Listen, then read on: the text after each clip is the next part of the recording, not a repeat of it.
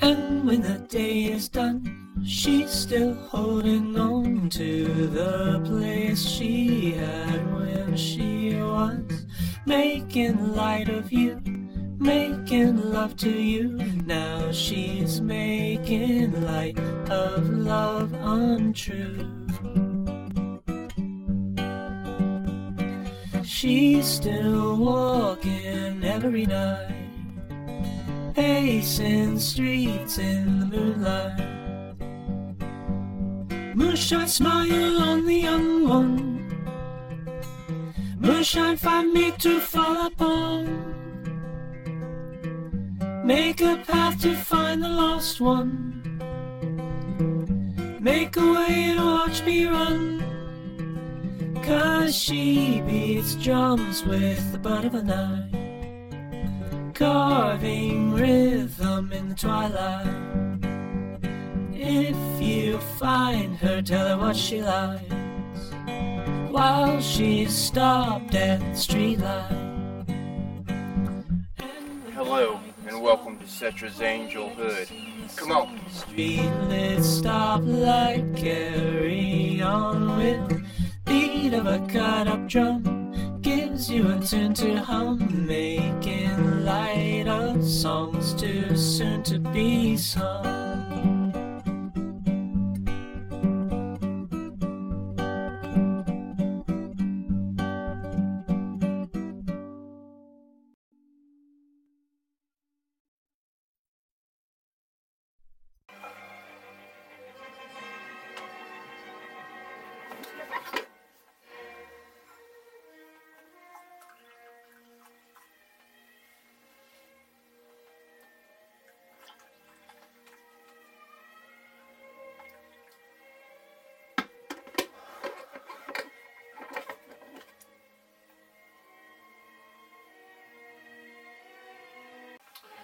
Alright, finally getting to it here.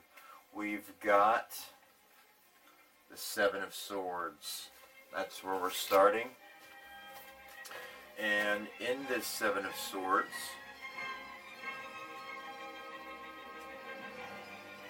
we have the description that a man is sneaking away while stealing swords from the swordmaker's shop.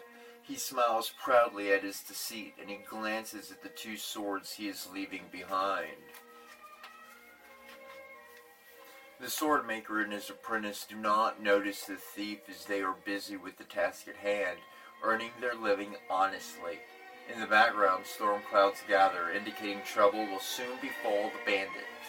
Now I'd like to point out that this card is sitting on top of another card here, and in this factor, it's upside down. And in this reverse meaning, we have confession, turning your life around, growing conscious, getting caught, no repercussions, scatterbrained, generosity. So in this one aspect, and with speaking to you already, what I see, as long as you continue upon this path, is your life being turned around. And in this process, you will develop a conscious, you will develop awareness, essentially. And in so doing, your previous transgressions, and I'm not to say that there is anything major or anything, but just your normal things and your karmatic life cycle and what you've done to others and so forth and so on, there's no repercussions because you're not having a major event completely pull you around. You're coming out of this by choice, and that choice allows your process and your development to turn into generosity. That generosity again is going to develop that consciousness, that awareness. And so where before you have been scattered brain and everything is everywhere in the thoughts and jumping around, and coming to confessing between an ally, someone you can trust in, and telling truth to specifically someone you can truly trust in that is an ally through and through, then you're able to process certain things that you weren't before. And in so doing, information is shared back and forth. We start rousing, sharing energy, and in sharing energy, we start clearing up a lot of those past transgressions, if you will.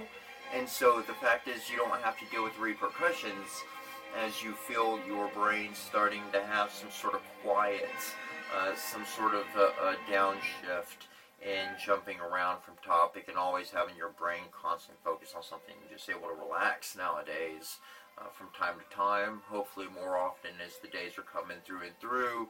And if not, of course, we can always go through further exercises to help reinforce that ability and that state of what you're seeking in life. And so it starts off really with the reverse Seven of Swords in a very positive mannerism here. With that sitting on top of here is the Legends card. And on the Legends card it states, learn from those who inspire you. Now, for your particular reading, this card is also in the reverse meaning. So for me, especially with this deck, it's an angel deck, and what I personally receive from this is the fact that you have learned from those who inspire you. You've processed that.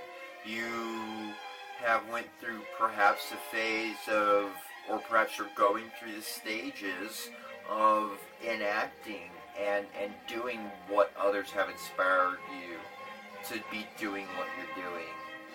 If you decided to get your mind more quiet, less pursuit on what it was, and to be seeking what you're seeking now, then certainly someone inspired that. And maybe it wasn't one person, maybe it was many people. Combination. And so the reason why it's in the reverse meaning ultimately is stating that you are in the process of becoming a legend. You're doing it. You don't need to be inspired by anybody. At this point, you need to put all those different inspirations together and create a wholeness. And now you're finding who your true self is in your greater consciousness, in your true indwelling intelligence of your all-sought self. The next card we have this, which the Tahuti card was sitting on top of, I believe. Yep, it was. And so what this actually was actually underneath. My bad. And so what we have here is the Legends card is sitting on top of Tahuti. Tahuti, this goes into a bit of a explanation. So as we move into Tahuti, I'd like to point out that the only way that you become that legend is to go by the guidance of Tahuti, of wisdom, and to be able to fully fulfill growing in consciousness, to fully fulfill becoming that legend, that true indwelling intelligence of your true all-self self, all stems from Tahuti. Tahuti is the second sphere, and here is my little cheat sheet. The little pages are scattered throughout the book. So staying on point with Tahuti,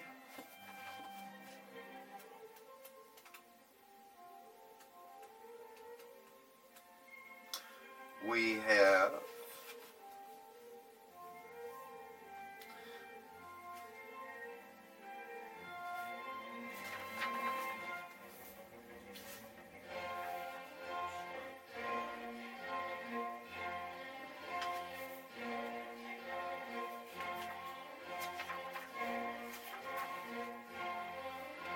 okay, so with Tahuti here, we have the second sphere. It brings out that the second sphere of the Tree of Life corresponds to the will of Nephru-Num and Devakamiel and to the evolved man.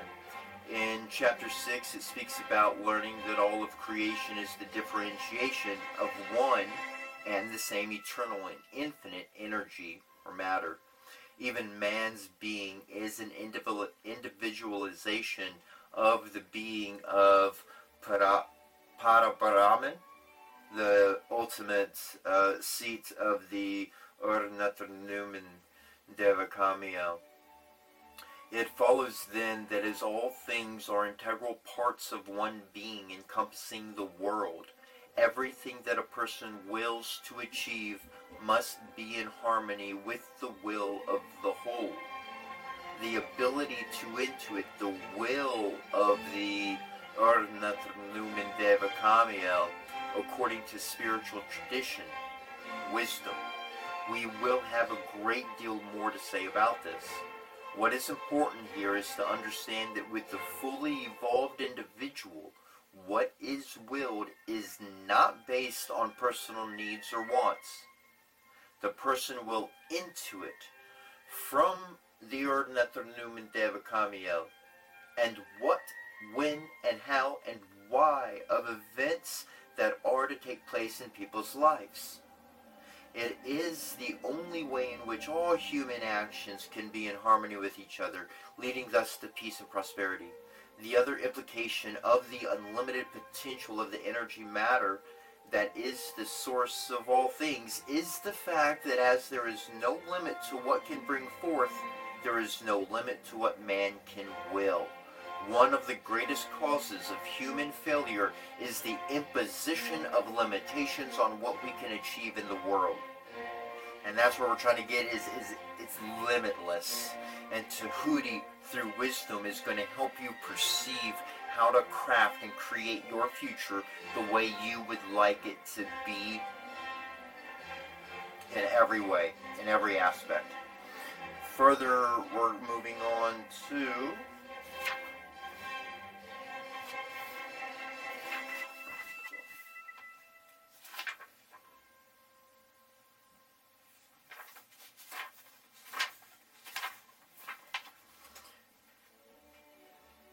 So here we come to the will, the second sphere versus the eighth sphere. These are two spheres that correspond with each other.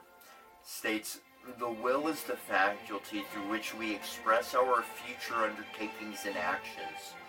What we will to achieve is ultimately determined by our self-identity. We saw that our true self-identity belongs to the first sphere, Asad, and shares the same qualities of the Supreme Being. In reality, man's true self is one with the Supreme Being, qualitatively. Similarly, man's will belongs to the Supreme Being. It shares thus in the omniscience of the will of the Ur-Nathr-Numen Devakamiel. The principal underlying determinant of success is not having a firm will or thinking positively, as mind experts will have us believe. It comes from man's ability to intuit the Supreme Being's will. And the ability to do so resides in the second sphere of the Tree of Life in Tahuti. An individual who has evolved to this level of being is able to unite their personal will with that of the Supreme Being. In other words, the person seeks to be guided by the Ur-Nathr-Numen Devakamiel's will in all undertakings in life. Since all of the person's actions is guided by the Supreme Being, success is always the outcome. In addition, all actions are always in harmony with all other events in the world, given the fact that the Ur-Nathr-Numen Devakamiel's will is a reflection of its self-identity, which is the sphere of unity, sphere 1. This is the opposite to the common experience in which people's actions and attempts to solve problems result in new and even worse problems. The Hydra serpent of Greek mythology that sprouted 2 heads for each one that was severed. But the faculty of the second sphere belongs to the higher division of man's spirit, and therefore to the evolutionary future of the majority of people in the world. It has only been manifested by a few sages. When most people express their will to achieve a particular goal, Lacking the input from the second sphere, they take their cue from the ninth and the eighth spheres. The ninth sphere, the seat of their personality, informs them basically that they are limited in their potential of being and separate from all other beings. The superficial and segregative thinking of the eighth sphere hides the connection between the things that people think about. This results in a limited view of what can be achieved and causes most undertakings to end in conflict with other events of the world. Meditation on the subject will reveal that most of what people achieve in the world is at the expense of something else in their life or that of others. This is the master source of all the personal and group conflicts in the world. In the same manner that the lower principle that unevolved man identifies with as his self, the ninth sphere, is not their true self. Neither is the eighth sphere man's true will. What most people call their will are really their desires, their hopes and wishes masquerading as such.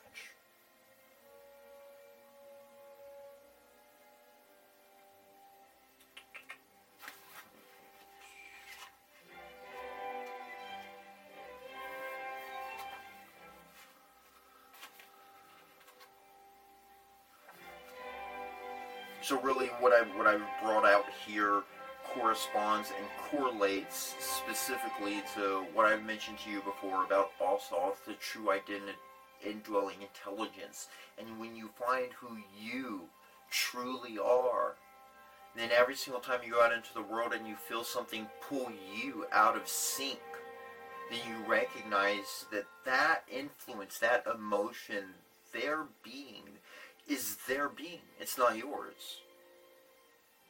When you recognize that, you start learning to intuit the truth and not to be emotionally pulled because of one person or another. Wells of gravity, each of us are, of energy. And so as we go into the world, if we cannot truly know who we are and stick to that, then we are pulled by other people and swayed by their mistruths, their half-truths, their uninformed falsities that they think is a truth, but it's truly false. And so you're going at the whips and whims of anything and everyone and what's going on in life. And we've talked about this quite a bit. Moving on, we are looking here at the second stage on the Osirian Metaphorian in the spiritual evolution of the individual, of yourself. Brings out in the second stage here, Osod is killed by Set, who usurps the kingdom. Although our divine self, Osod, is present at all times of our life, it cannot make its presence felt because we are born with our consciousness focused in the lower part of our being, spheres 7 through 10. The domination of our lives by our emotions, which is sphere 10, the kaibet, the animal part of the spirit, and the sebek faculty in the 8th sphere, is symbolized by Set's usurpation of the kingdom of Asad. We dedicate our lives to the gratification of our emotions and desires. What we do, want, how we do it, and so forth is dictated by our likes and dislikes. And since our passions and sensual desires are not guides to what is correct or beneficial, we create a great deal of trouble for ourselves and others.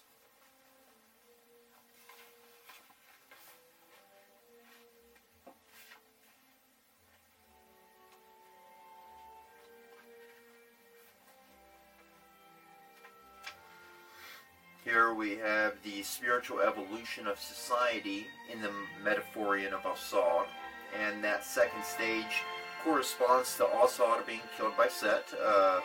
This corresponds to the period since the coming of the Eurasian to Western Asia, or Mesopotamia, India, Africa, and the Mediterranean, and later to the rest of the southern and western hemispheres.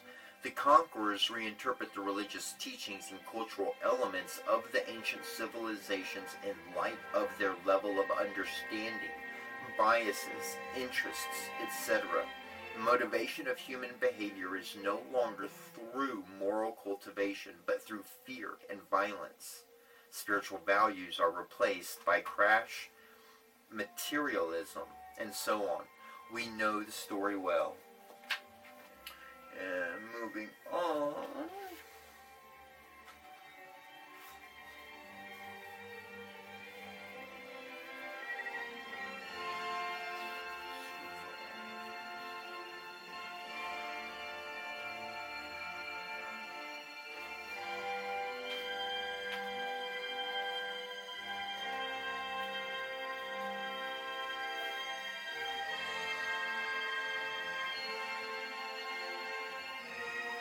And so here we have level 3, stage 8 of initiation, the Ku division of the spirit, sphere 2, Tahuti.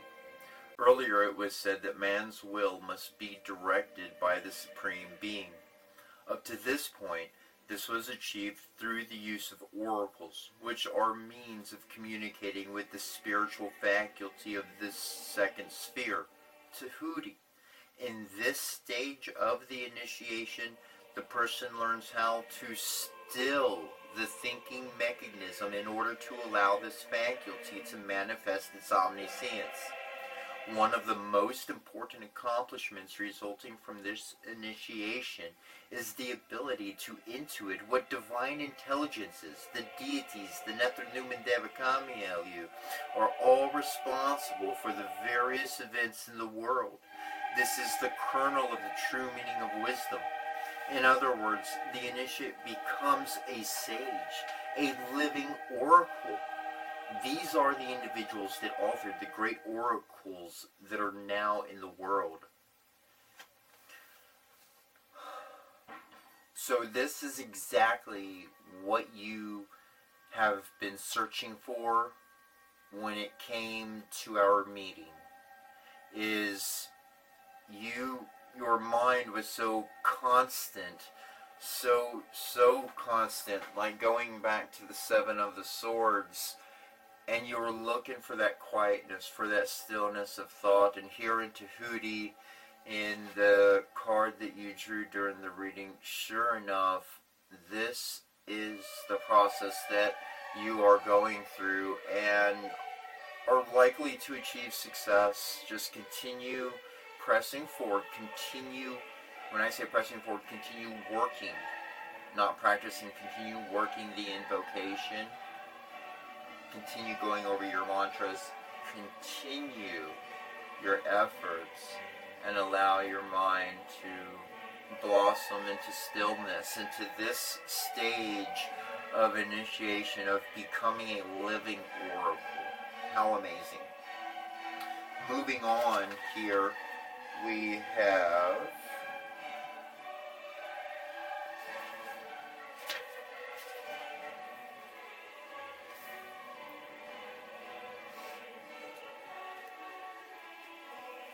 level 3 of the meditation process, stage 8, sphere 2, the 2 fundamental actions of the mind.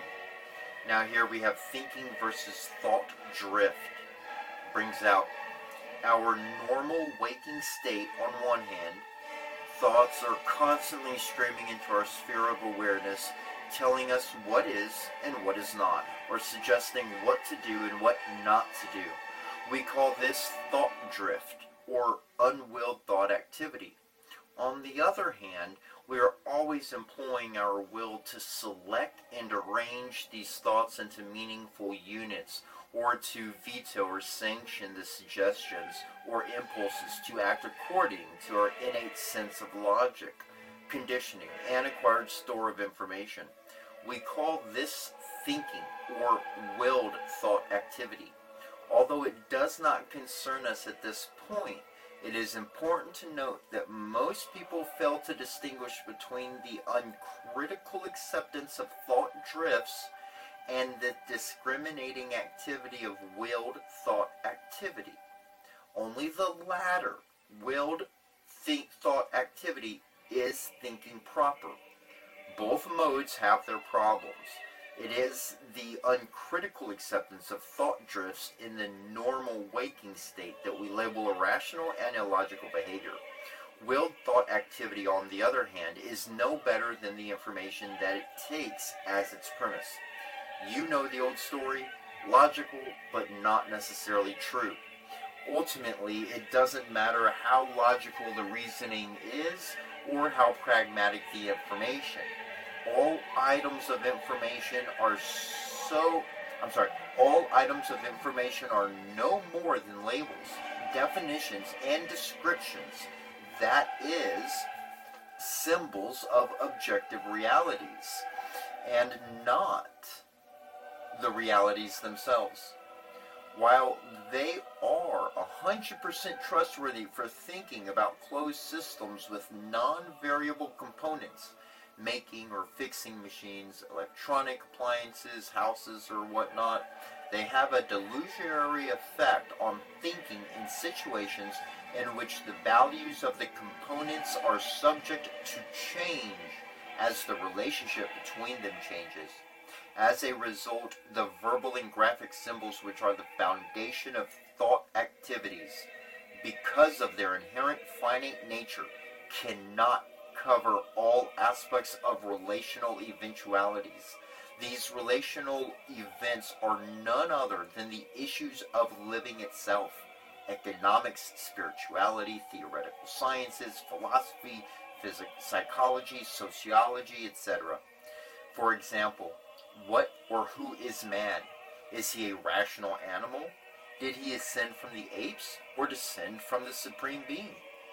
If our thoughts fail to communicate to us the knowledge of reality in the higher realms of life, how then can we arrive at such knowledge?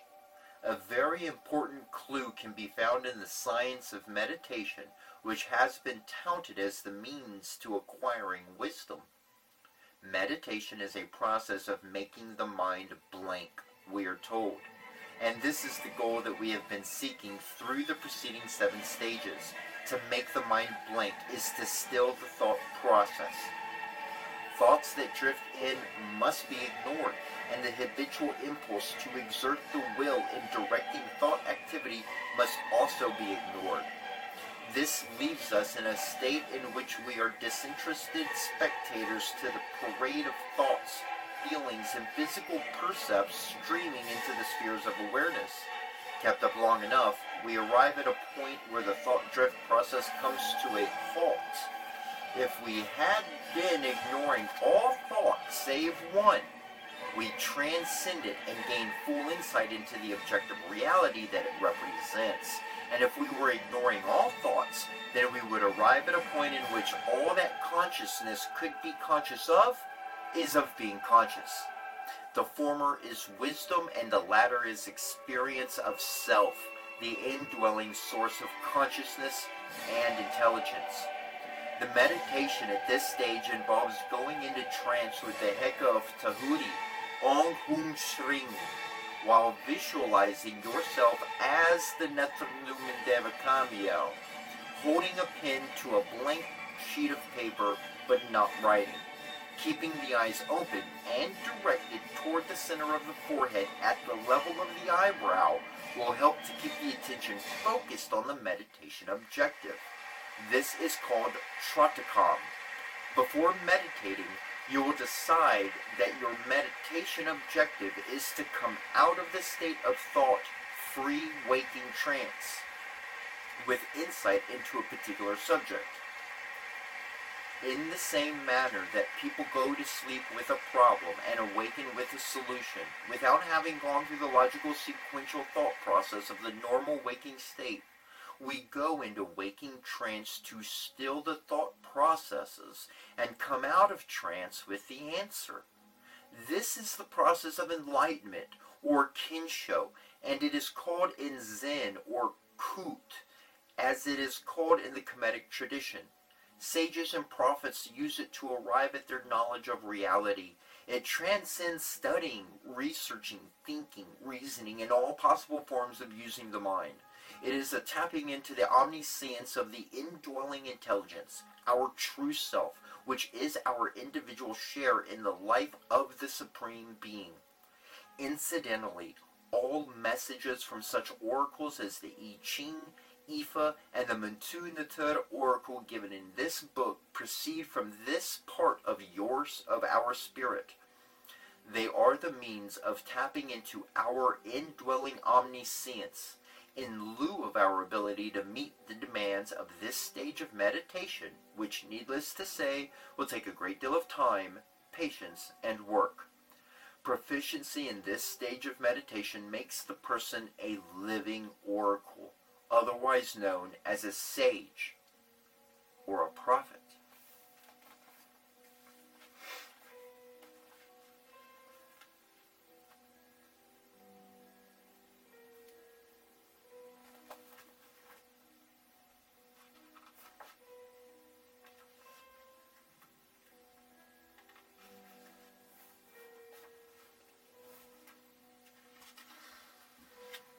And I have to say that that's nothing light to consider, and the way I feel very strongly related to this is, in the beginning I stated how the first three cards truly corresponded to your life, what your life goes through every time, and that's in every lifetime. This is the pinnacle, this is the moment, this is where you proceed into something you never imagined possible, something you've heard in movies and stories and tales of old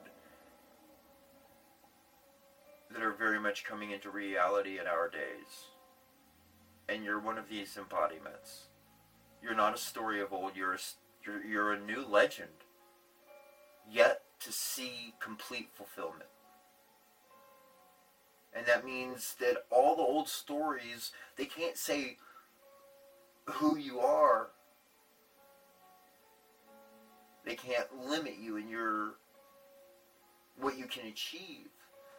They can only give you the skills and the components to become who you were meant to be, and that is a living oracle, a sage, a prophet.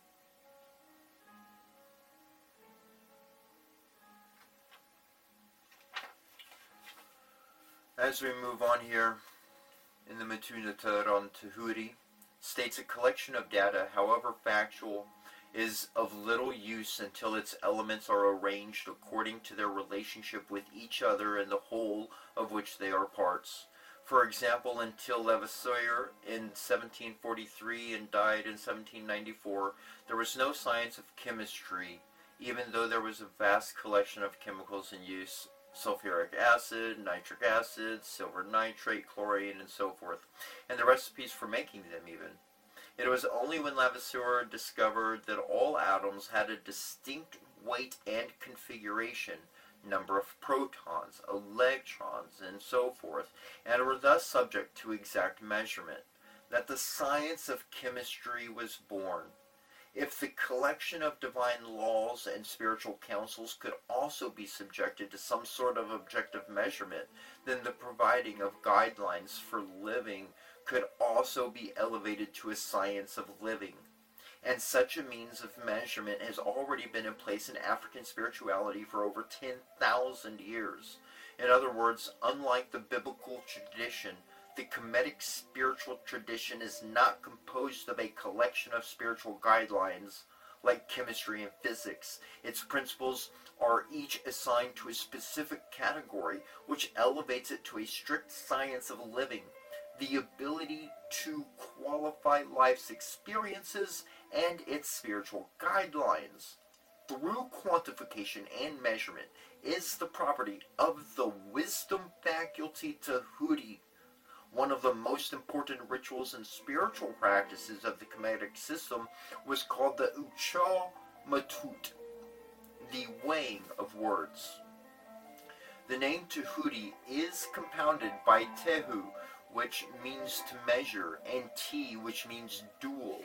The name reveals a very advanced state of scientific sophistication of the Kemetic culture, which cannot be doubted from the fact that they had invented the system of quadratic equations, which is the foundation of the mathematical underpinning of science, the equations used in chemistry, physics, economics, etc. The cosmology, the Kabbalah, was related to a system of equations can be deduced from the Arabic name for algebra, al-Jabbar, mu-Qabala. The dual factors by which all ideas and concepts are weighed are based on their relative place in time, temporal and cyclical, and space, the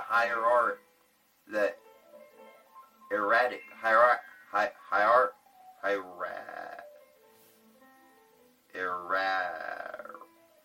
and space,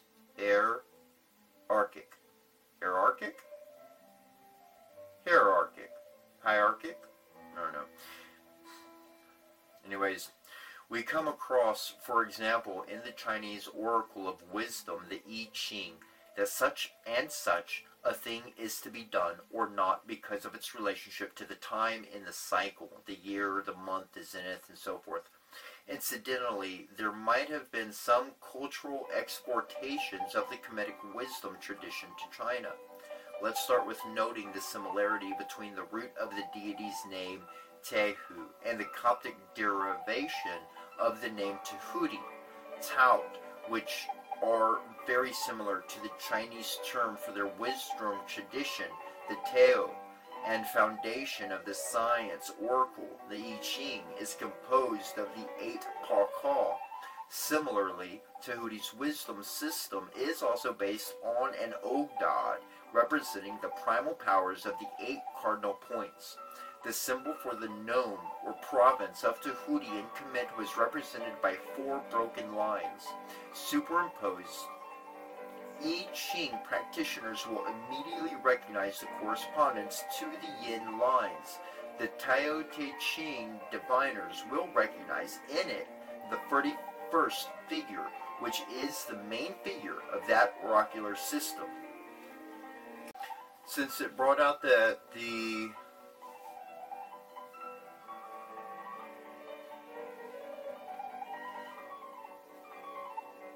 Since it had brought out the Ucha Matut, I'm going to read that here.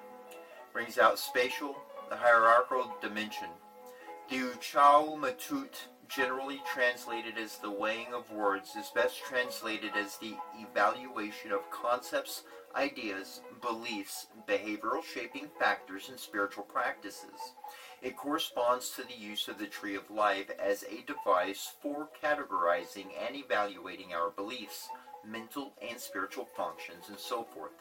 By doing for the psychological shaping factors of our life what the periodical table of elements does for chemistry, the tree of life makes possible the creation of a science of behavior. An example, it elevates philosophy, spiritual culture, psychology, and so forth into the realm of science by providing man with a means of quantifying his ideas and beliefs regarding these subjects. For example, the arrival at a conclusion or judgment without going through a thinking process, that is, through direct perception of the reality itself, instead of manipulating the symbols representing the reality, is called wisdom. We classify this mental process at the second sphere. The arrival at a conclusion or judgment through the manipulation of symbols, embodying abstract analogies, is called synthesis. It is related to the fourth sphere. The arrival at a conclusion or judgment through induction, deduction, and inference is called syllogistic logic and is related to the eighth sphere. Not only has the tree allowed us to categorize each of these 3 modes of mental operations, it has also allowed us to assign a value to each. Since the tree of life's scale of values flows from 0, the highest, to 10, the lowest, then wisdom is the highest of the 3, followed by synthesis, and in last place, syllogistic thinking. We can verify this in life. As a product of syllogistic Cartesian logical thinking, the 8th sphere, Western Orthodox medicine attempts to establish one-to-one cause and effect relationships for illnesses. Specific agent X causes specific health disorders Y, therefore specific remedy Z must be used. Illnesses can be made to appear so specific that the same disorder will be given different names because it manifests in different parts of the body. There's various examples where I can't even pronounce the names, and in many cases treated differently. Because remedies are similarly considered, Western physicians have fallen into a delusionary belief in side effects, since their logical thinking is done through symbols and definitions, which can only embody a minor part of the realities they are representing. They fail to realize that the remedies of themselves are not limited to the effects that exist in their minds.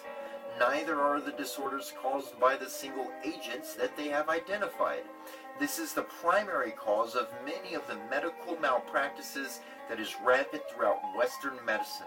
Since many disorders can have the same underlying cause, it would make more sense to tie them together through an abstract name than to separate them as Westerners have done. The former has been done in the Chinese medical system. All disorders are given the same name, regardless of where they manifest in the body or of their outer appearances. In harmony with this, the same remedy is given in each case. This unitary approach, which obviously fosters order in thinking, a greater understanding and accuracy in evaluating and treating illnesses, is the synthetical approach of the fourth sphere. The approach of the second sphere is even greater, without thinking. In example, manipulating the vast set of medical data, the second sphere is able to arrive at an understanding of the shaping factors contributing to the creation and healing of an illness. In addition, as the second, fourth, and eighth spheres correspond to the eighth, sixth, and second stages of initiation, respectively, it is evident that greater spiritual and mental abilities are required for the wisdom approach, and so on. Every practice in life can be thus categorized and evaluated. Regarding mental dynamics and behavioral reshaping methods, we can arrive at the following classifications and evaluations. And essentially it's just going through many different methods and which methods they correlate to in their spheres, respectively. Moving on, it states that there are two forms of working with the Hekal, the mantra yoga. Small advantages can be achieved by working with words of power, without subjecting oneself to a course of spiritual development. This is the 10th sphere level. The true and full power of Hekal can only be attained in the 7th level of initiation, the 3rd sphere. The classification and evaluation of the Acho of life problems. All of life's problems can be assigned to one of three fundamental levels. The first and lowest level does not arise from conditionings that are opposed to our identification with Al-Sad and the laws of Mahat, but to our conditionings that are opposed to the contemplated objective, or from the dormancy of the spiritual power to achieve the goal. They can thus be overcome without transcending one's lower being. Success can be achieved by the use of such approaches that involve the use of Bach flower remedies, bhakti yoga, counseling, creative visualization, Dianetics, herbal magic, esoteric use of herbs, animal sacrificial rituals, not doing those ones, hypnotherapy, Dianetics, mediumistic invocation of deities and ancestors, prayer, psycho-cybernetics, positive thinking, sermonizing, crystal working, and so on. The second level of problems arises from conditionings that are opposed to our identification with Al-Sad and the laws of Mahat, divine law and order. Even if we have the ability to achieve the goal, success depends on living truth at the crossroads, which is the spiritual mechanism for transcending our anti-spiritual conditionings. This type of problem can only be solved by the application of Minab. The third level of problems arises from the dormancy of our higher faculties of sphere 1 through 3. Can you be motivated to develop your spiritual powers as for the sake of discovering and aiding this Supreme Being's divine plan for the world? This might require you to die to the vast amount of painfully acquired information and to the interest accumulated from the heavy investment in your earthly social undertakings. Can you understand why Shinamasta, the Indus Kush Dravidian goddess of wisdom, holds her severed head in her left hand and a sword in her right? And why 3 streams of blood flow from her headless neck to her lips? A hint, 3 is Sebek's number. From the foregoing, we can see how the Tree of Life serves as a measuring rod, a slide rule, if you will, for the evaluation and classification of our ideas, concepts, and practices in life. Events can also be classified and evaluated according to their relative position in time. In Chapter 15, we discussed cyclical laws governing the functions of the body and the spirit for the maintenance of order. In many of the past chapters, we discussed the spatial or hierarchical ordering of ideals, spiritual guidelines, behavioral expectations, spiritual training, and virtues. It is the absence of these tools for measuring our ideas and values why societies have become bogged down in a quagmire of opinions and ever-increasing social disharmony and conflicts. Who among them is fostering the acquisition of the knowledge of reality by the stilling of the thinking mechanism? Yet, as we saw in past chapters, this is the only way of knowing truth, of arriving at the objective measurement of ideas, of finding the categorical imperative that eluded the great German philosopher Immanuel Kant to the very end of his frustrated life. This categorical imperative, this yardstick of life, is none other than the Tree of Life itself. Wisdom is achieved when consciousness, in considering an issue, flows through its 32 paths plus 0 to achieve a judgment. The Hekal, the word of power that corresponds to this mental faculty, is Hung, which is concealed in the name Tahuti. Incidentally, the Buddhists borrowed it from the Dravidian wisdom goddess Shinamasta and syncretized it to their so-called Dhyani, the celestial Buddha Aksobhaya. It is of great importance to focus on the fact that man cannot save himself from the mere employment of his will, and must be guided by Tahuti. This is symbolized by Hiru's dependence on Tahuti to defeat Set. The other reading? Who is Hiru? In our day-to-day existence, this translates into our attainment of salvation by perfecting the meditation skill of acquiring knowledge of reality through stilling the thought process. It is not a process of reasoning and logical manipulation of information acquired through study or observation, but one of the reception of the omniscience of the intelligence dwelling within our being, our true self, Asar, that is in charge of directing all our physiological and spiritual functions. It is important to realize that our physiological functions do not originate in our physical organs, but in the life force of Ra. It is important to realize that by stilling the thought process, the logical rationalizations, that we can access a power dwelling within our being that is one with the divine entity, that the Comedians said to have determined the revolution of the celestial bodies, the seasons, and keeps all manifestations in equilibrium. This inner intelligence also enables us to direct, protect, and develop the full potential of our life force. In this respect, Tahuti is called the mind, and I the Uchat of Ra.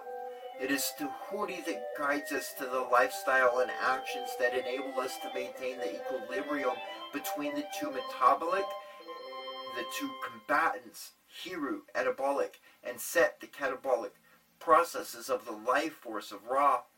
Last but not least, we must note that all high oracles, the Ifa, I Ching, and the Mentu Natur, were received by prophets and sages while meditating at the second sphere level. So now we're moving into the fundamental principles, the philosophical and psychological foundation of the Matun Natur. And here we have several different stages, if you will. We're going to focus on Tahuti through each stage. It says, with its roots in Asar and Amen, Tahuti is the source of the intuition that shows the way to achieve the equilibrium between the interest of the whole and of the person. It is the third of the chief stimuli of the forces urging and pushing us to honor the universal interests. It is directly opposed by the influences from the eighth sphere, which is the chief provider of the arguments and rationalizations supporting the personal interests and point of view. I'd like to make mention that when it says Asar, you know that means the indwelling intelligence. Amen is speaking about Newt, the cosmos, space that is endless and limitless, and for all that we can not see that it's there, but everything traveling through it. Anyways, moving forward. In the next portion of shaping factors of success, we have that a spiritually enlightened Tahuti knows that every choice and decision affecting the course, let me go back for a moment, an enlightened will, the Hiru portion of yourself, through Tahuti knows that every choice and decision affecting the course of our lives must be guided by the wisdom of the Supreme Being. He consults high oracles and sits humbly at the feet of the sage. The mundane aspect here is that you must intuit how each part fits in with the whole, its place in time, which phase and space, its value, the priorities or scope.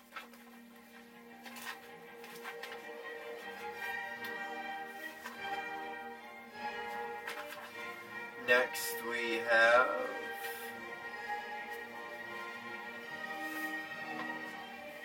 the shaping factors of failure, and an unenlightened individual, or Hiru, their will, believes that the body of information that they have acquired throughout their life and the rationalization therefrom should be the basis of the choices and decisions affecting the course of their life. So that is someone who is not informed, who is going to have negative outcomes throughout their life. Moving into the tree of life as a guide to planning, we see that in Tahuti, the first step is consort the oracle or the sage or an expert to gain insight into the central theme of your undertaking as well as the undertaking itself. The council will let you know whether you should be involved in the undertaking. If the theme is correct, high enough in the hierarchy to achieve your goal, in agreement with the goal, and so forth, where you stand in relationship to the goal, your chances of success, how you should proceed, and so on. A sage or an oracle such as the Matun Natur or Ifa will reveal to you the Heko governing the situation you have undertaken. Also will be revealed to you the spiritual meaning and value of your undertaking. You will thus find yourself involved in a deep spiritual quest through an undertaking which by mundane standards might be considered trivial. Ergo, a man receives an Asar Hetep reading on what he must do to become a salesman for a cosmetic company. While he consciously believed that his need for a job brought him to the oracle, it was the combination of the spiritual shaping forces of his life that brought him to the oracle, for him to discover his spiritual condition. Instead of pointers on how to be a good salesman or how to get the job, he received instruction in spiritual development, how he was in violation of Asar, and so on and so on and so on. Step 2. Identify the means through which to carry out the central theme. Organize them in a hierarchical order. The hierarchical arrangement will include the two truths, Mahati. That is, the means are to be classified not only by rank, but by polarity. One will be yang, which is forceful, based on externals, left brain, and so on. The other will be yin, persuasive, seductive, gentle, subliminal, based on internals, right brain, and so forth. And where we come to next,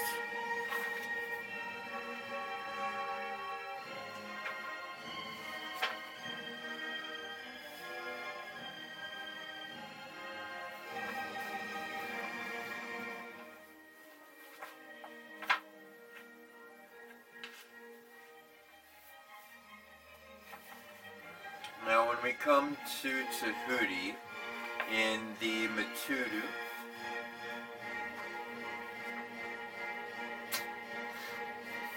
we have the correspondence to the Indus Kush Chinnamasta. This is the second sphere. It corresponds to Jupiter. The day of the week is Thursday. The colors are blue and white that are associated with Tahuti. The number 8.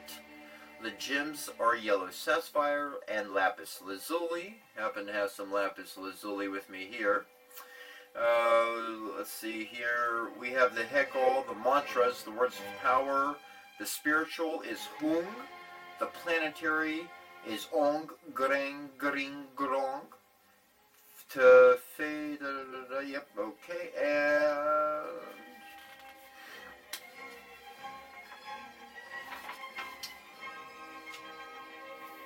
here in the social correspondences, we have sages, prophets, and through the principle of relativity, to judges, very experienced lawyers, theoretical scientists, theoreticans, theologians, bankers, merchants, upper echelon priests and priestesses, fortune hunters, officials, experts in a particular field, teachers at the highest levels.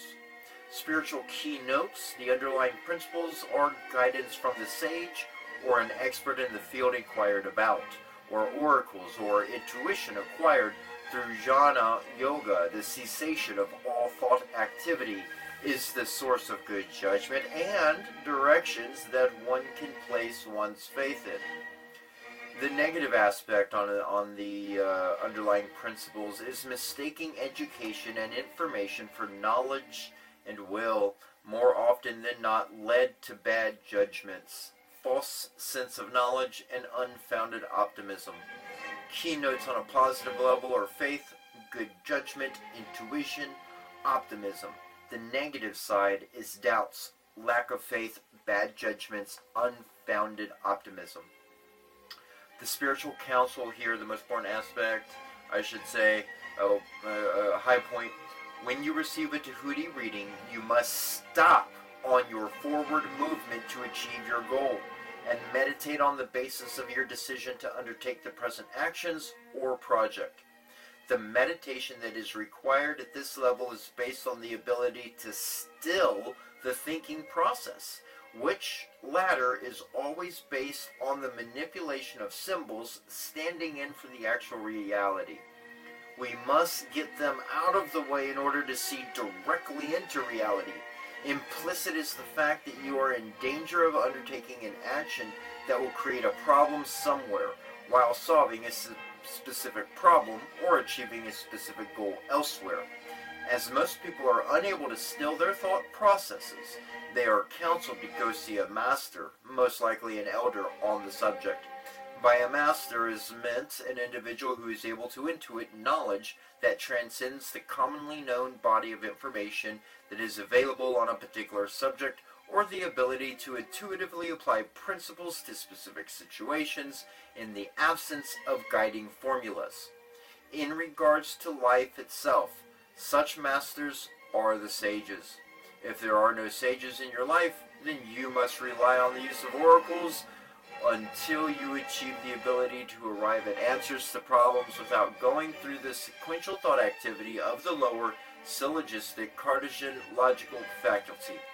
On another level, the oracle might be advising you that the attainment of your goal depends primarily on the successful evocation of the powers represented by the Hekal. So I think we've nailed the home point nailed the point home with Tahuti, bringing out the, well, still in your thought process, which I believe we made progress, and I hope that that progress is still continuing. And so the next card that we come to is Healing the Divine Masculine. There's no way that you're truly going to access your wisdom and truly allow your mind to be stilled to the degree that you absolutely desire it to be until you heal the Divine Masculine within. Asan rises, states, the Divine Masculine within men and women is the energy that allows for protection, discernment, healing, and a sense of deep safety and holding, even through the most uncomfortable circumstances of life. When the masculine within us is healthy and strong, we have an inner strength to hold ourselves safe through anything. Your inner masculine is going through healing currently now, growing stronger in their ability to offer you inner protection and stability so that your inner feminine can blossom with creative expression. The inner masculine and inner feminine need each other, and they are in good inner relationship when they are in good inner relationship with us. We feel like healthy, whole human beings. We are able to live as ourselves in the world in a relatively peaceful, creative, and enjoyable way. When there is damage to the inner masculine, there is difficulty in standing up for our truths, in knowing what our truths and values are, in knowing how to protect them without feeling as though we have to fight constantly just to be allowed to be ourselves. We might also feel that unless others see things as we do, we have no power, and then have to fight to dominate others, manipulating them to our point of view. The inner masculine part of us often needs healing so that he can fulfill his divine purpose of inner strength, protection, and honoring of the self in all its uniqueness, so that we can live as free, strong individuals that know who they are and are happy to just love and be that person, and allow others to do the same. This will happen at any time. This will happen at any time he is asked to hold even more consciousness, to hold permission and strength, to be even more of the unique self. The masculine and feminine within us need to be in balance with each other. There is no point in having a powerful feminine with unique values and strong creative force without an equally strong masculine energy that is able to act upon those unique values no matter what others may think, and take action to allow the creative force of the inner feminine to flow into form in the physical world. When your inner feminine is growing and desires to express her uniqueness in the world more boldly than ever before, the inner masculine needs to grow in self-belief, self-worth, and self-confidence so that he may take action to allow the blossoming feminine to truly be in the world while feeling secure and safe. This oracle indicates your feminine self is blooming, and your masculine needs to be able to protect and honor her.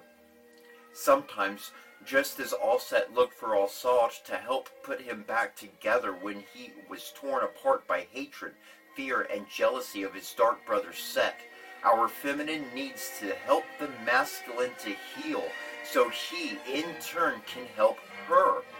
Your masculine consciousness can be healed and grow stronger through his relationship to the inner feminine within you, by adjusting and healing our own views of masculine energy so that our feminine is no longer willing to experience masculine energy as violent, aggressive, unfeeling, or controlling.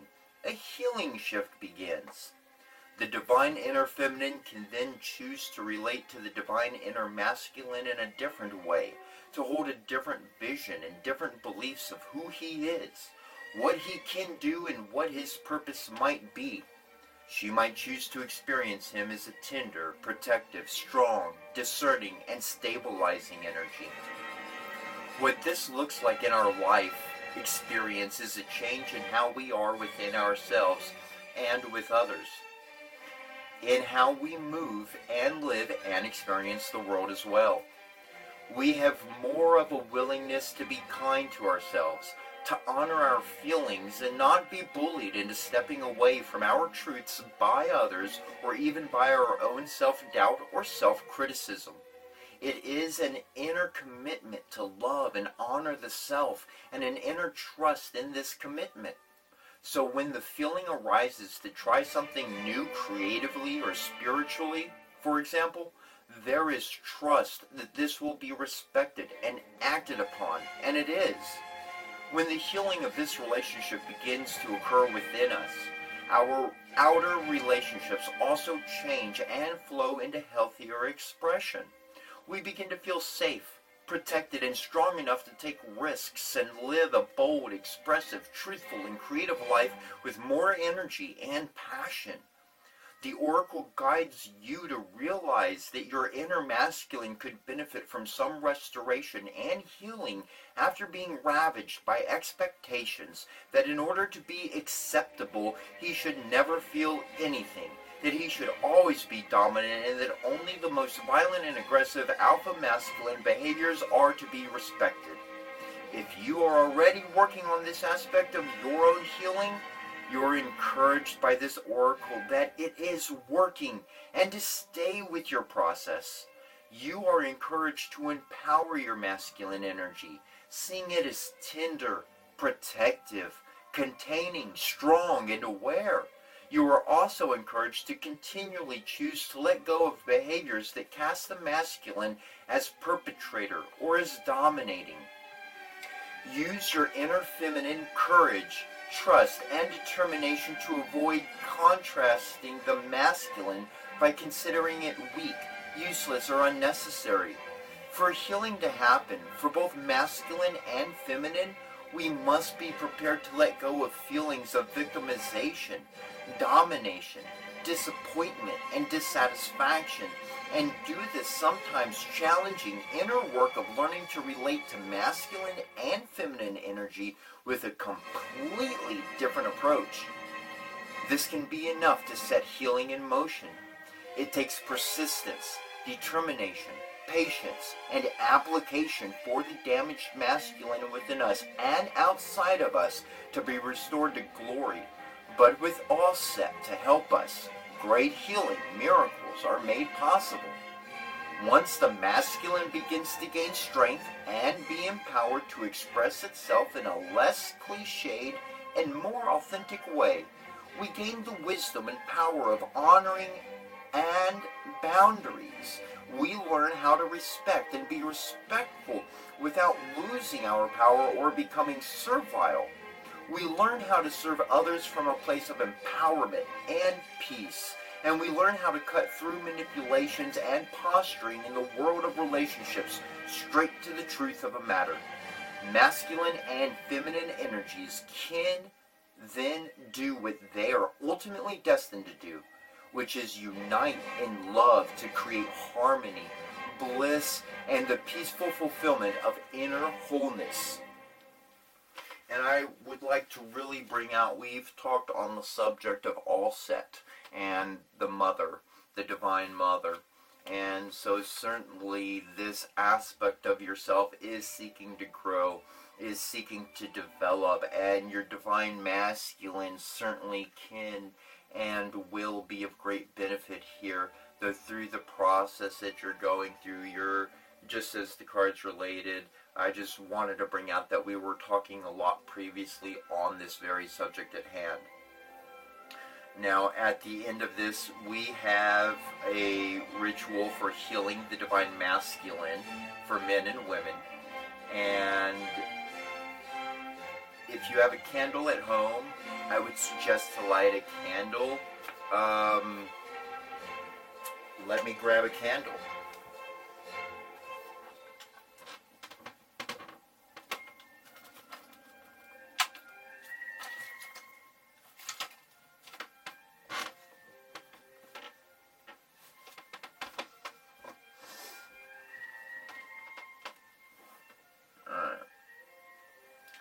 So we suggest to light a candle. I happen to pull a green one, so that's what we got for this one here.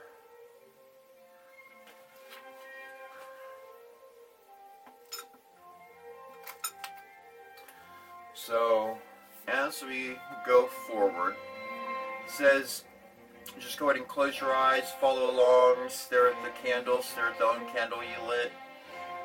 Because you may like to find a space where you can make some noise and not be disturbed or disturb others if possible. We've lit our candle, and it states to stand with your 2 feet hip width apart and firmly planted on the ground, with your arms rested by your sides and your knees just slightly bent. Gently lift and place your right foot down on the ground again, and repeat this lifting and placing of the foot on the left side. Really feel where your feet connect you with the ground.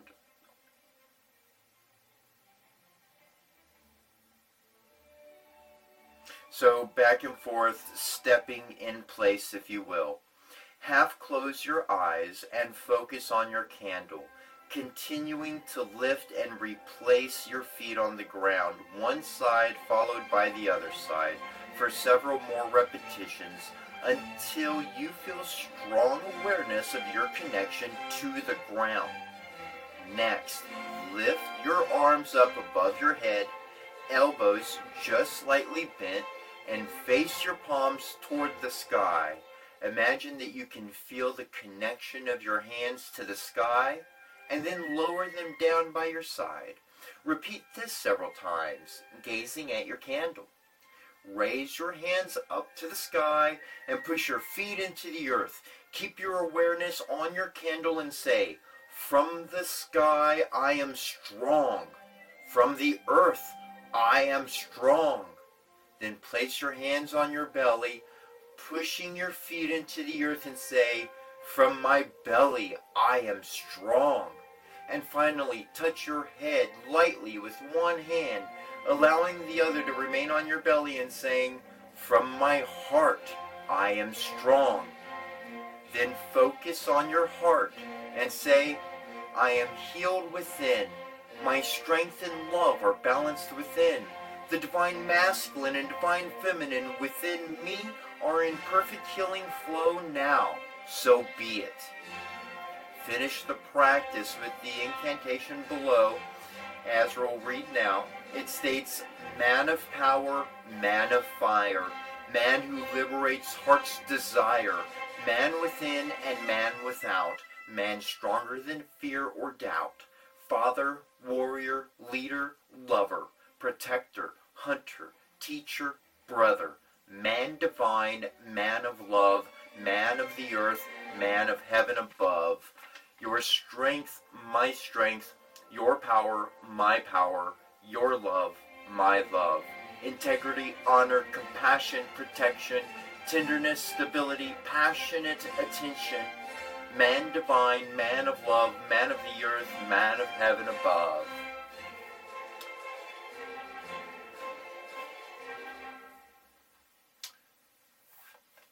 So that card has a lot of really good points. They're healing the divine masculine. Wonderful, wonderful point here. Tahuti, in what we spoke about in the beginning, is certainly in point with allowing this divine masculine to be healed appropriately. Next, we come over to the Six of Scarabs. And the Six of Scarabs is sitting slightly there on top of healing the masculine. And this brings out the Six of Scarabs shows a finely dressed, wealthy woman handing a golden scarab to a man begging at her feet. The woman is secure in her financial status, as demonstrated by the perfectly balanced scale in which she holds her wealth. The poor man graciously accepts the woman's help. Here, it's technically the reversed meaning for the reading. it brings up whichever words may come into it. It says unpaid debts, selfishness, uncharitable, ingratitude, meanness, unbalanced finances, uncaring. So these words certainly have a connection, and these have a very great and profound significance on healing the divine masculine. If we want to go back to the first card and truly have no debt, for the past wrongs, past errors we've made in life, however significant, however little, there's not really a price to pay. There's no repercussions. And in order to get to that stage, in order to realize that trueness, you have to allow the divine masculine to heal, and that means coming to terms with these aspects. And so in however it goes, when you do this, when you perform this good,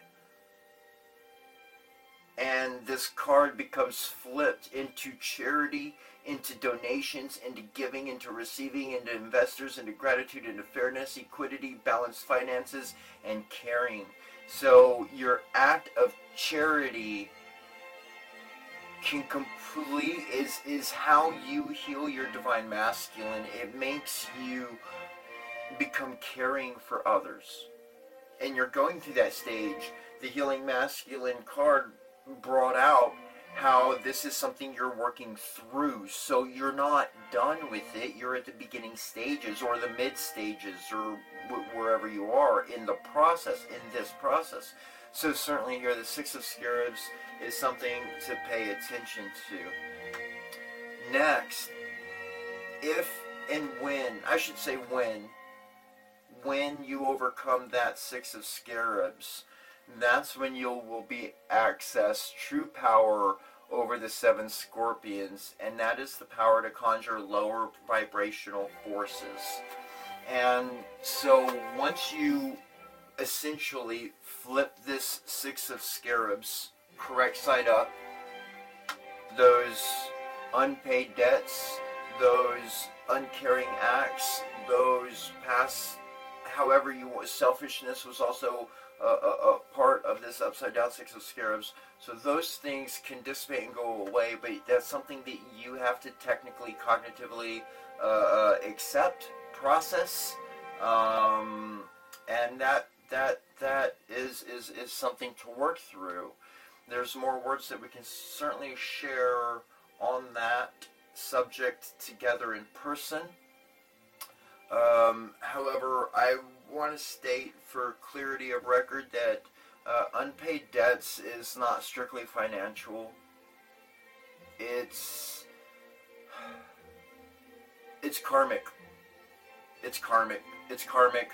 Unpaid debts from past lives, and through things that we don't want to part with, we actually have it to do so to pay that past debt. We've actually made it to where we had enough advantage in a past life, so in this life we can pay for essentially the wrong that we did by not being aware, by being careless.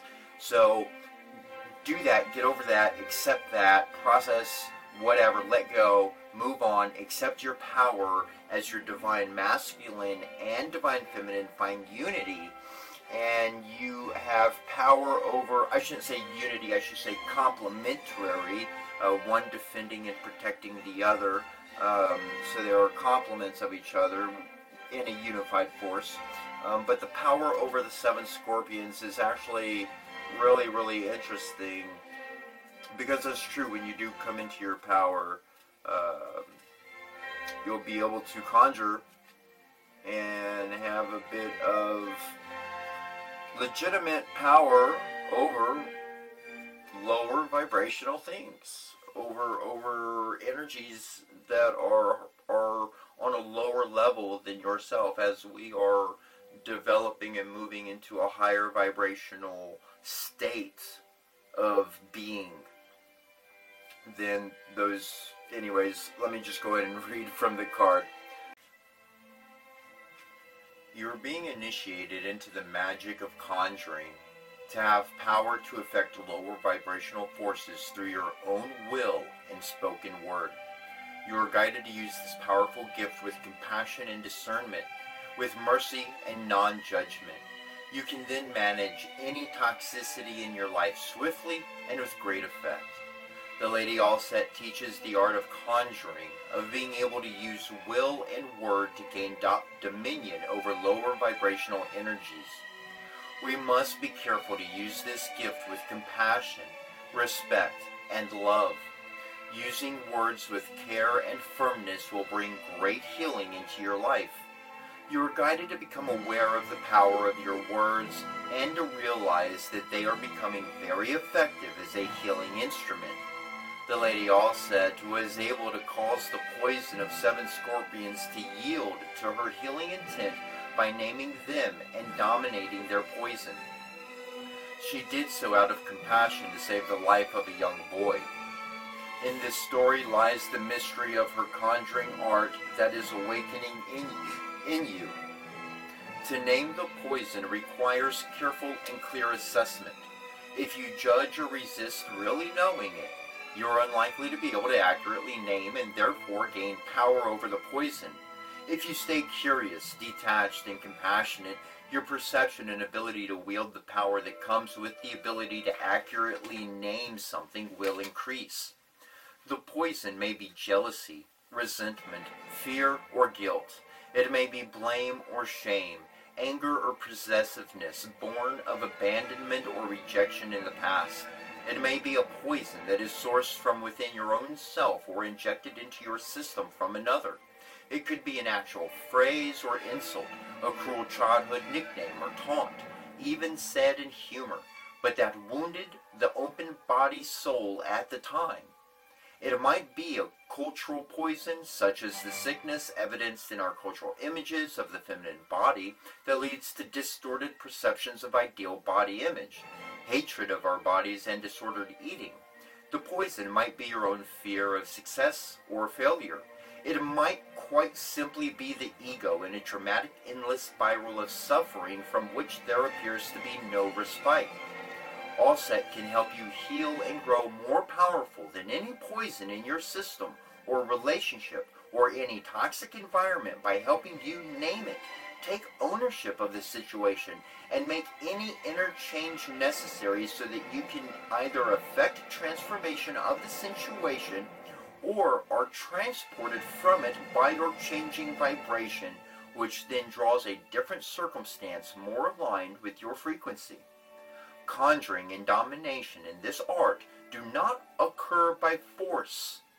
For in forcing against something, we are giving it power through our resistance. The power to conjure in the healing mysteries of Lady Allset comes in compassion, realization of the truth. And something just popped in my mind, and that something was that if we don't create something by force, then we allow something by loosing control. We allow the pathway to occur. We don't force anything into where it has to go. This oracle comes as bearer of promising tidings. If you have been trying to heal an issue, you will become whole. You will gain wisdom and successfully integrate the spiritual lesson of your experience. Do not give up if you are trying to understand a situation or even your life itself and what it means or why it happened. This oracle guides you to ask for assistance from those beings that love you unconditionally and to trust that the insight and peace of mind, the freedom from the past that you seek is coming to you, and you will feel empowered and capable of bringing about your own healing through clearly understanding the issue for you and speaking your truth about it. Your truth will be whatever is in your heart. It may be any number of simple expressions, such as, "The love in me is greater than this pain," or "The love of the Lady Allset heals and absorbs this poison now, returning it to me as unconditional love." And here we have a bit of a ritual of power of the 7 scorpions. States to lay down and close your eyes in a comfortable setting. You will be using the image or symbol of the scorpion to represent forces which can be destructive that are in your energy field. Visualize the base of your spine and a scorpion there. Say, with love and gratitude, I name you as the demon of fear, and I release you in all forms and effects, beloved. Thank you for the learning. Now you must leave my being and not return. Breathe in deeply and out through the base of your spine. See, sense, feel, or intend that the scorpion be transformed into a symbol of light and love. It may be an actual form or shape, or simply golden light. It may change into a feeling or sensation in the body. Visualize the sacral area of your hips, pelvis, and belly. Perceive a scorpion there. Be neutral in your heart and say aloud, with love and gratitude, I name you as the demon of guilt, and I release you in all your forms and effects, beloved. Thank you for the learning. Now you must leave my being and not return. Breathe in deeply and out through the hips and pelvis. See, sense, feel, or intend that the scorpion be transformed into a symbol of light and love. It may be an actual form or shape, or simply golden light. It may change into a feeling or a sensation in the body. Visualize the stomach and digestive area now and perceive a scorpion there. Say, with love and gratitude, I name you as the demon of shame, and I release you in all forms and effects, beloved. Thank you for the learning. I am free. Now you must leave my being and not return. Breathe in deeply and out through the stomach and digestive area. See, sense, feel, or intend that the scorpion be transformed into a symbol of light and love. It may be an actual form or shape or simply golden light, and may change into a feeling or sensation as the others in the body. Now, visualize the heart and the center of your chest and perceive a scorpion there. Say, with love and gratitude, I name you as the demon of grief unending, and I release you in all forms and effects, beloved. Thank you for the learning. Now you must leave my being and not return. Breathe in deeply and out through the heart and the center of your chest and your lungs. See, sense, feel, or intend that the scorpion be transformed into a symbol of light and love. Now visualize the base of your throat and neck and perceive a scorpion there. Say, with love and gratitude, I name you as the demon of lies, and I release you in all forms and effects, beloved. Thank you for your learning. Now you must leave my being and not return. Breathe in deeply and out through the base of your neck and throat. See, sense, feel, or intend that the scorpion be transformed into a symbol of light and love. Now, visualize the forehead just above the eyebrows and in the center, and with neutralness, perceive a scorpion there. Say, with love and gratitude, I name you as the demon of illusion, and I release you in all your forms and effects, beloved. Thank you for your learning. Now you must leave my being and not return. Breathe in deeply and out through the forehead and the center and just above the eyebrows. See, sense, feel, or intend that the scorpion be transformed into a symbol of light and love. Now visualize the top of your head and perceive a scorpion there. Say, with love and gratitude, I name you as the demon of attachment, and I release you in all your forms and effects, beloved. Thank you for the learning. Now you must leave my being and not return. Breathe in deeply and out through the top of your head. See, sense, feel, or intend that the scorpion be transformed into a symbol of light and love. Say aloud, beloved Allset, mother of magic, healing and conjuring, power sublime, thank you for this healing divine. Your love, protection, and power is mine, to serve in love and peace. So be it. When you are ready, just open your eyes. And this is something you can repeat in the future And while you're still feeling that energy coming back as you've opened your eyes, states over any poison, big or small, I can heal and repair. My words have power over all. I do not entertain despair.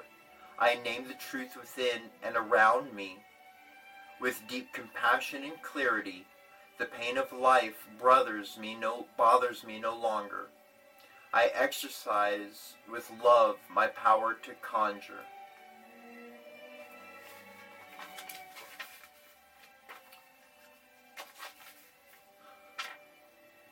So, the power over the 7 scorpions is certainly going to help you in and through and after processing the healing of the divine masculine.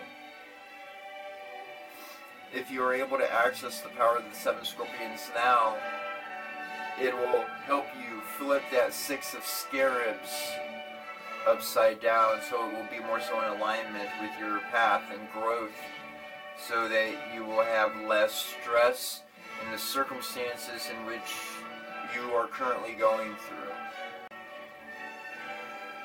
We have the Queen of Ankhs. And here with the Queen of Ankhs, it brings out, it says, and just in case I did not show the card on the power over the 7 of Scorpions, just want to pop that up on what we just read and went over.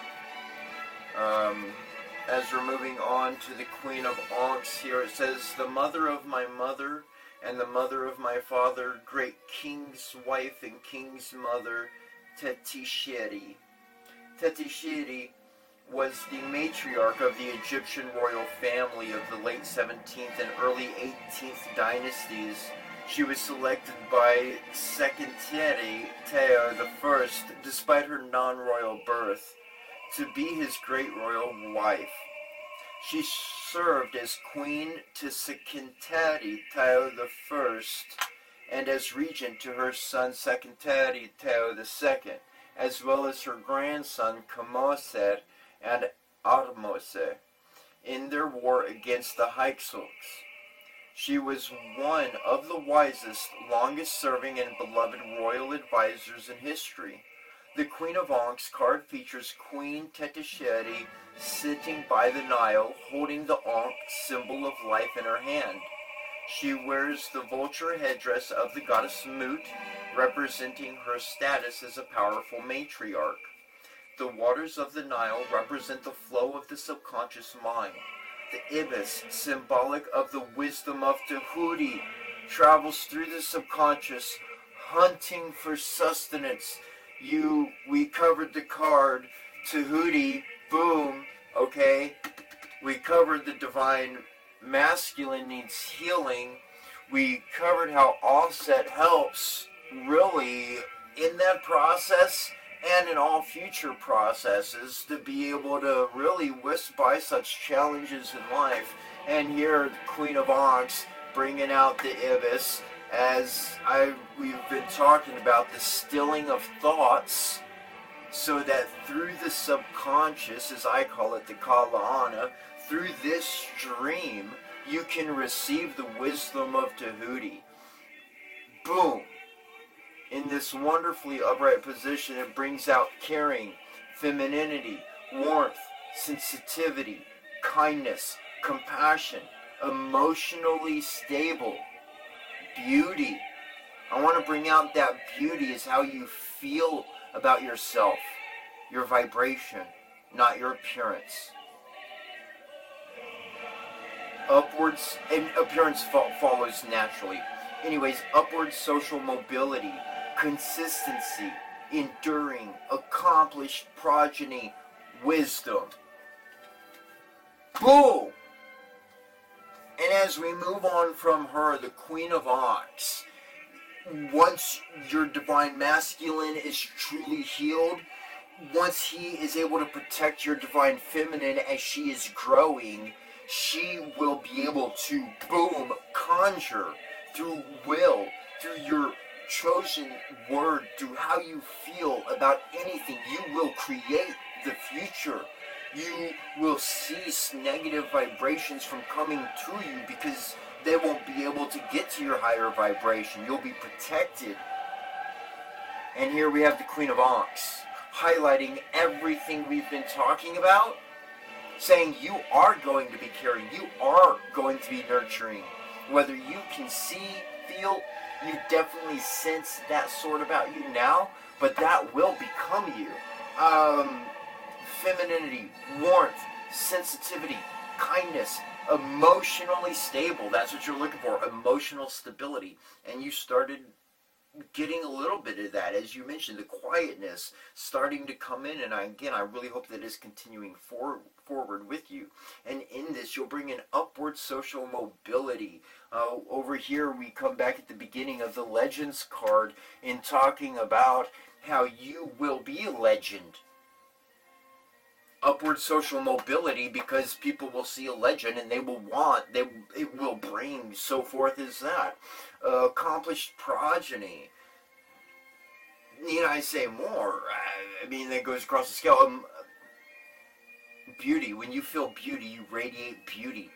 And when you radiate beauty, people see beauty, and people feel beauty, and people become beauty. So continue on, because the next card that brings is moving forward. It says get ready for positive change. This card was done in such a way that it's not upside down and it's not correct side up. It is diagonal. And in this diagonal meaning, you're not necessarily moving forward, you're moving with the spirit. And that spirit is going to bring you to whatever change is necessary. And if you're a legend, that means that you will become whatever you need to resolve any situation cosmically going on. In so doing, your flow might go a little south, might come a little north, but regardless, you're still on the planet, you're still breathing, you still are the queen, you still are the king, you are the divine masculine and the divine feminine, charging forth, defending your creativity that you thus spread, and create unity and beauty for all those around you in that caring, compassion aspect of the Queen of Ankhs. And that's the moving forward card. This is very interesting, bringing out accomplished progeny here, because the next card that it leads to is children. It says know that your children are protected. So whether it be physical, which a lot of times with these children cards and so forth and whatnot, I feel that this is the people that we inspire. The one that you became a legend to became your child because they appreciated your caring and all such. And so, boom, know that whoever you inspire to go forth, if you will, in their own life and means, they are protected. They're protected. They are safe. You're not going to empower somebody, send them out, and then they're going to be hurt, defeated, and run into all sorts of nasty and ugly sorts of things that we all know are on the other side of the veil here that we're working not necessarily with, and I don't want to necessarily say against, but we are working against. We are bringing in love and light, and know that those children, those progenies, will be successful, they will be accomplished, and they will be protected. Big roundabout, holy, grand, boom. I'm loving this. I'm really kind of glad, I am glad I waited to do this reading.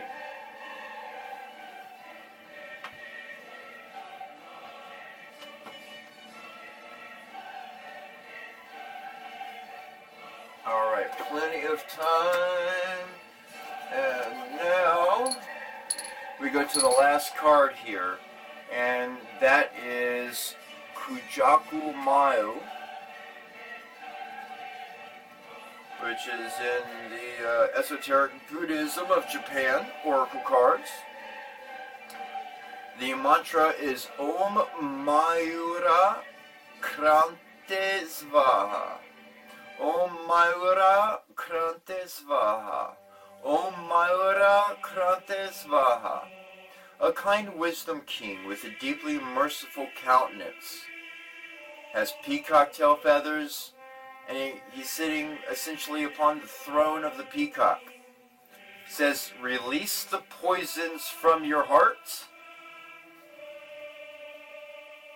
States, don't try too hard. Find coping measures. Relax and renew yourself.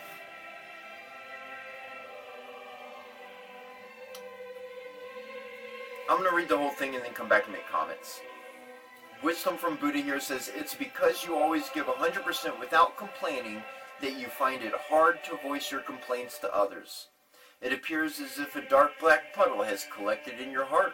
But never fear, the peacock will consume that poison, and with a purifying rain the waters of your heart will be cleared. It's never good to let negative thoughts sit stagnant in your heart. When the waters become cloudy, think about what you can do to clear them before they darken completely. Try getting some exercise or taking in a beautiful wide open view of nature. A deeper look states that while the peacock is beautiful, it also devours poisonous snakes, protecting us from danger. This is why Kujaku Maio is a wisdom king who removes poisons, dark thoughts, and disasters from humankind, giving us peace of mind. Kujaku is peacock in Japanese. In Japan, the peacock is thought to be the bringer of rain, and so Kujaku Maio is referred. I apologize. And so Kujaku Maio is revered and prayed to as a Netra Numen Devakamiel of rain. This mantra is said to work miracles. His calm expression, as opposed to angry expressions of the other wisdom kings, represents the immense strength of his mantra. The blessings here are protection against disasters, the extension of life, purging of dark thoughts. I want to bring out this card, the Kujaku Maio card, sits right up here on top, overlapping the children, your children are protected card. And it sits underneath healing the divine.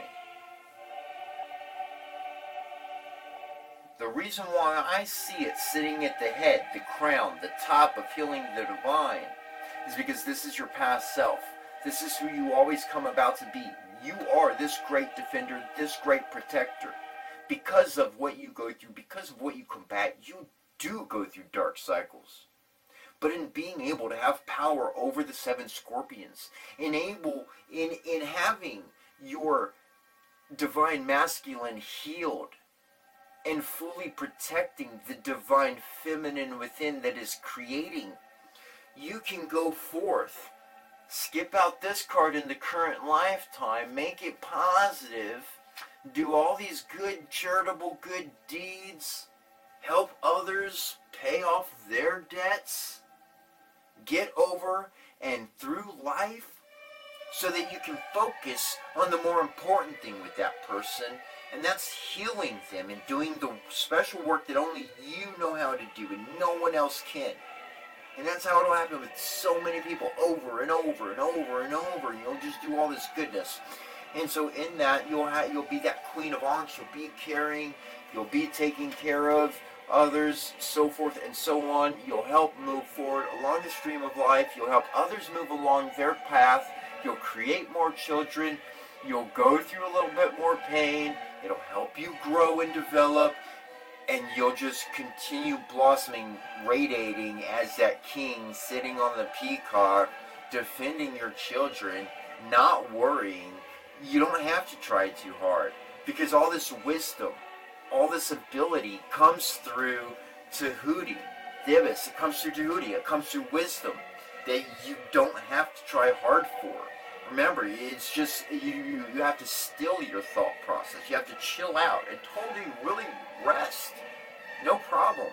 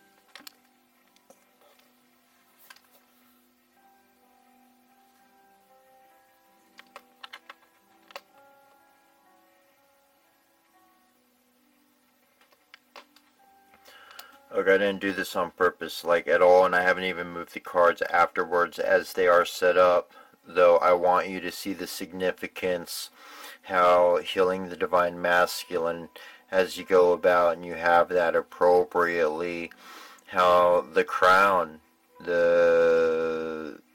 if you will, comes up. That's who you are.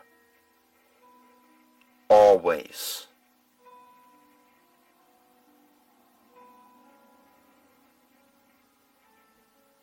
That's who you have to keep becoming every time in your life. You, the defender of the woman behind you, who is the one who truly provides that protection for everything and everyone. Especially you, man. Look at this. Look at this. Right there.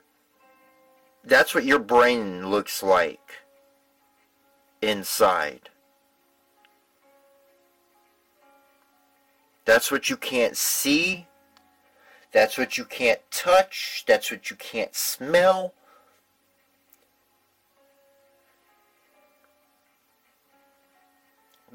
That's who's always working within you. See how that looks like an egg? The fusion of all of this into a single entity. You're an egg and you continually grow, and there's a lot there. There's a whole lot there. I hope you can see it as powerfully as I see it.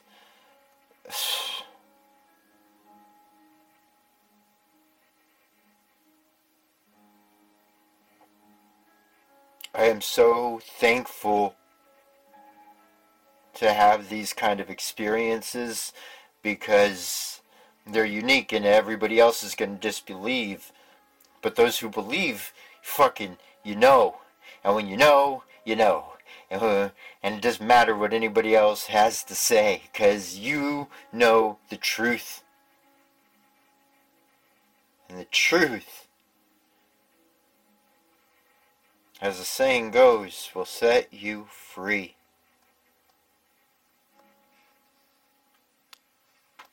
You have spiritual gifts. You create magic. You are a miracle worker. Thank you for joining me on this program, on this episode of Cetra's Angelhood. My name is Sir Christopher, and I'll love you forever. Whatever gender, race, creed, whatever faith you have, and what you have come to be.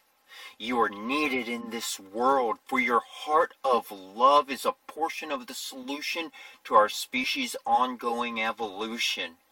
Until next time, I'll await the day to again say, hello, my friend fellow.